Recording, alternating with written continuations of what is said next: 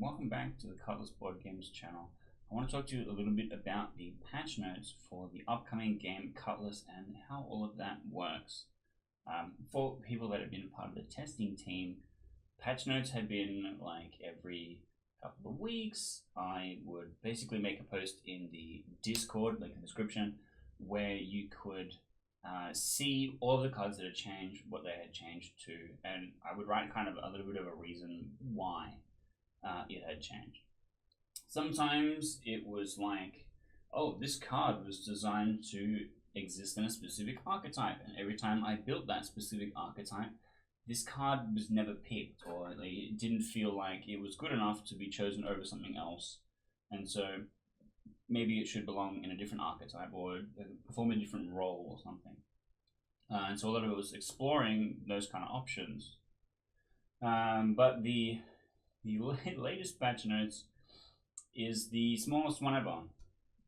Only one card changed, and that's a good sign, right? It means that a lot of things are kind of working the way that I had intended. But I'm going to go over the previous patch notes as well, because that's kind of the first one since we had the public release in the Discord server where you can come and you can download the game, you can get all the print and play files, you can come check it out. But let me just kind of quickly run through what happened. I'll put some stuff up on screen so you can read the cards. But the 29th of the 5th patch notes is one that I'm talking about, and then the most recent one I'll cover as well. But the 29th of the 5th one, we changed 4 cards. First one is Princess Spire. The Princess Spire got to be kind of too powerful for a little while, because originally it would banish 3 cards, 1 card from 3 different zones, one of them being your hand. So if your opponent was able to activate it enough times, you would always start your turn with no cards in hand. So it would mean you'd never be able to play events, you would struggle to do anything in the construction step. You would just have your 1 free construction point and maybe you would tick something down. But if they had something like an Augmenter as well, you would never turn a card face up. And if you couldn't play the cards that you drew for turn, you just couldn't do anything. We want to try and avoid scenarios we can't do anything. So it's been changed where instead of banishing 3 cards, it only banishes 2, but the player activating the ability lets you choose the targets instead of the defending player, making it slightly more utility, but less oppressive. And so that minor change is why the most recent changelog happened, but we'll get to that in a second. The other 2 main cards from the last changelog is Leviathan, which was printed in the official demo kit. So it's going to persist with its old ability for matches run with the demo kit, because it fits better with the deck as it was designed, and that's fine. But the one for the full set has had half of its ability swamped with Taela. So Leviathan had a thing where if you shuffled 20 banished cards back into your deck, you would take an extra turn.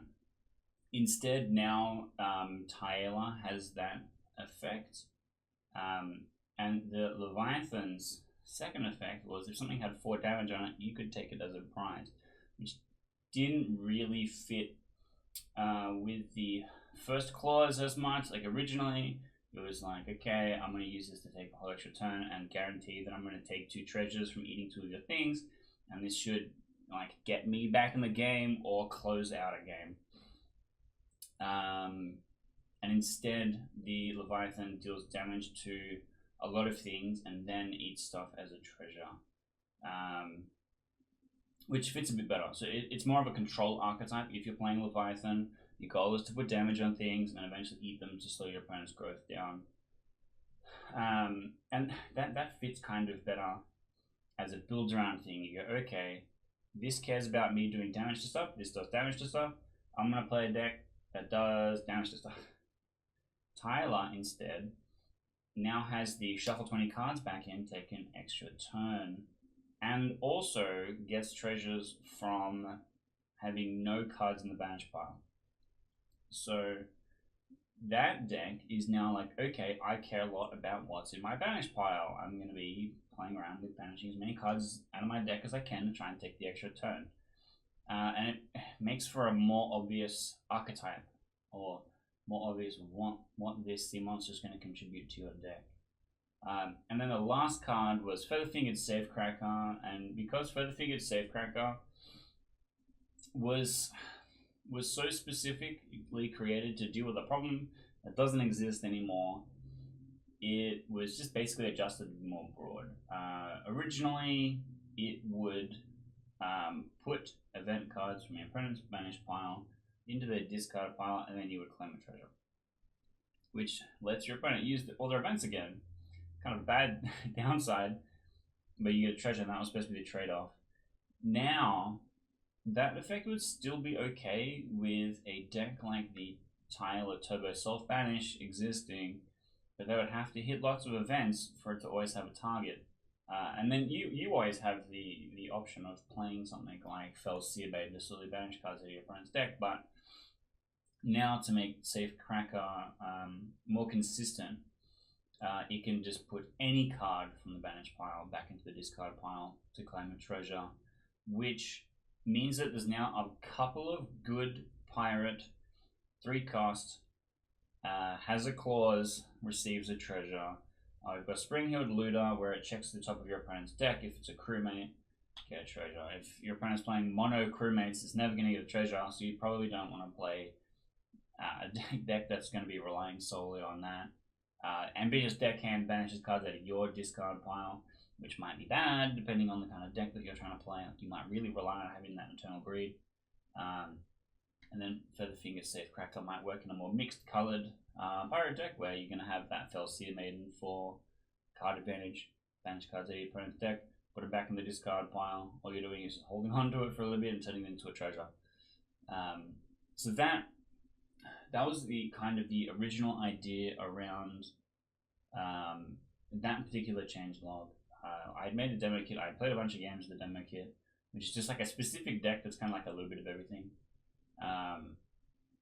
And then kind of changed a few things to make them fit better in the homes that they're supposed to exist with. And then Princess Pie is really the only thing that was nerfed. Because when you look at a card in this game, you go, okay, this looks fine. This works okay.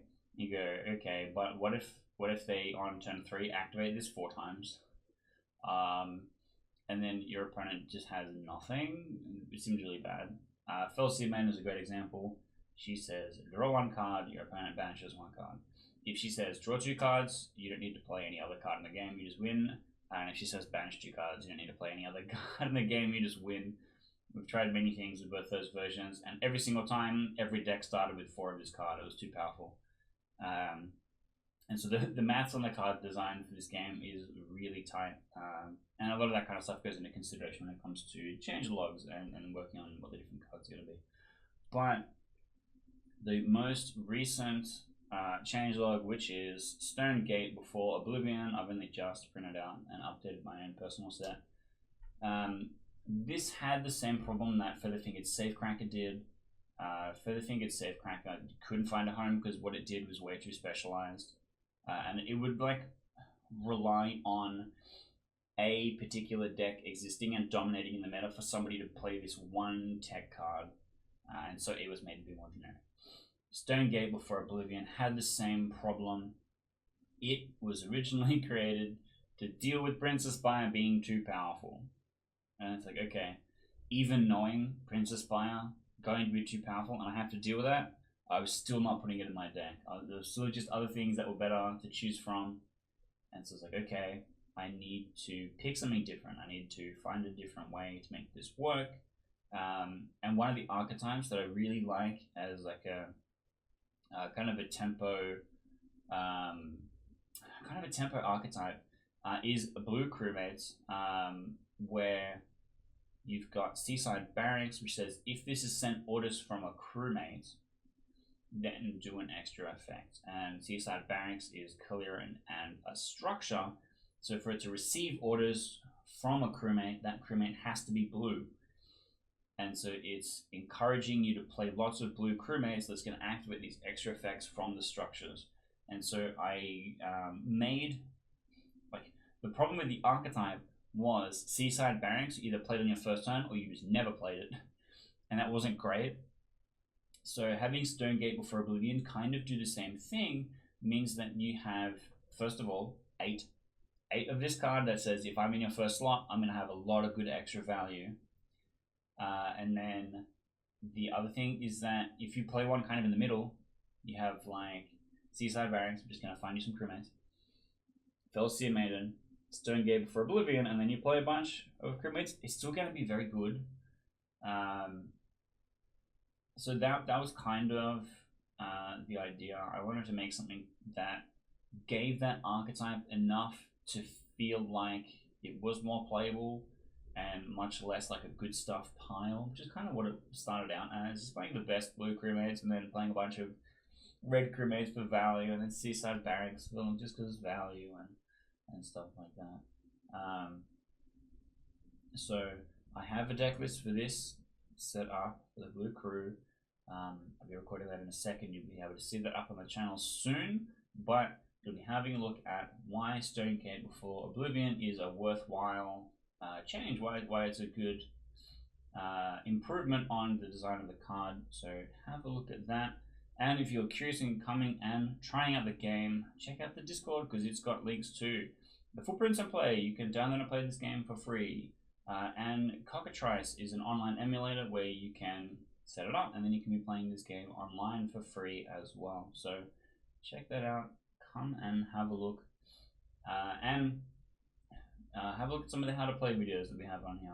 I put up one recently which is just a really long turn. I just play out a really complicated long turn where a lot of things trigger and happen. I get to explain everything. And I think that's really helpful for getting an idea of just how complex the game can be, because my understanding of it is it's not super complex. Once you kind of start understanding how things operate, it's pretty straightforward, but seeing it in action helps a lot, get an idea for how things work. So go and check that out. If you're interested in more upcoming Cutlass content, make sure you hit the like button, hit the subscribe button, do a dance, send me a tweet with a photo of you.